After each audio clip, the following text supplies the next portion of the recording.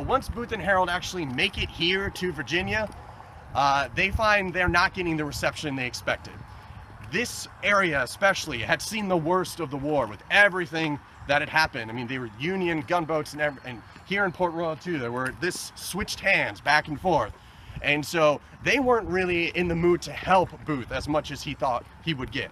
They had already endured so much, the war was over, and so it started a game of hot potato with John Wilkes Booth that he did not really care for. He thought Virginia would welcome him with open arms. That didn't quite happen.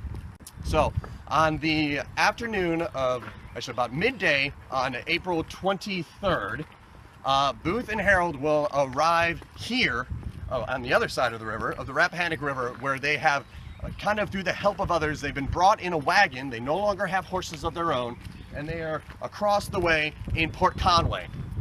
So in Port Conway, they're kind of trapped now. They're stuck. It's just the two of them. They have no one to take care of them at this point, and they need to get across. The ferry that existed here at Port Conway and Port Royal was just a pole ferry. It was just almost a flat bottom boat, and you had a pull and you just pushed your way across. The ferryman would push the way across. Apparently there was a bell on either side that you could ring for service, but it wasn't like there was always an attendant standing there waiting for you to ring the bell. And they are waiting for the ferryman. Apparently the bell didn't work, ding for service. There was no one there at that point. Booth and Harold are waiting there when three Confederate soldiers ride up. Their names are Willie Jett, Mortimer Ruggles, and Absalom Bainbridge. Bainbridge and Ruggles were cousins, and their middle names were the other one's last name. So it was Mortimer Bainbridge Ruggles and Absalom Ruggles Bainbridge. So I get points remembering who's who. They are making their way south. Two of them had been members of Mosby's Rangers, and General Mosby had disbanded his Rangers. And so they were making their way south, and they run into Booth and Harold just on the other side in Port Conway. Now there's nothing that really exists at Port Conway anymore, other than Belgrove and the little church, but we know it's the birthplace of President James Madison. It was really just one street with a few houses and businesses even back then. So they're all kind of waiting, and at this point Booth is no longer celebrating or bragging about what he has done. In Maryland, he did it every chance he got. He told John M. Lloyd at the Surratt Tavern, "I'm pretty sure we have killed the President and the Secretary of State." And he was bragging to people about what he had done. But after the rude reception he was getting here in Virginia, he was more solemn. And it ended up being David Harold, his accomplice, who pointed out to the Confederate soldiers that yonder is the assassinator of the president, which is a great way of phrasing it, I think. They are kind of enamored with meeting a celebrity. Willie Jett actually goes up to Booth and asks for his autograph.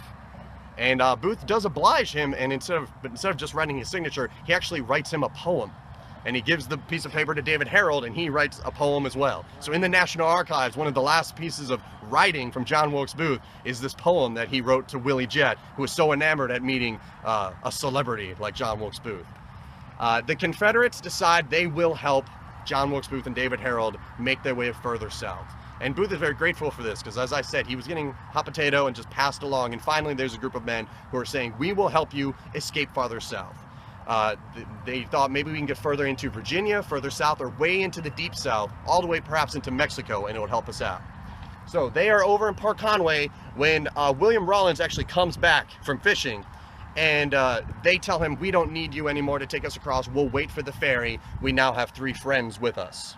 Finally, the ferryman, I don't know, hears the bell, or he finally realizes. He goes over, he picks up, now there are 5 men, so there's John Wilkes Booth, David Harold, Ruggles, Bainbridge, and Jett, 3 horses. The 3 Confederates had horses. They will put Booth on one of the horses, and he will ride across the ferry like he's, Washington crossing the Delaware. He's on horseback, and he's just making his way across with everyone else. And they will land right about here. So this is where the ferry landing came into town.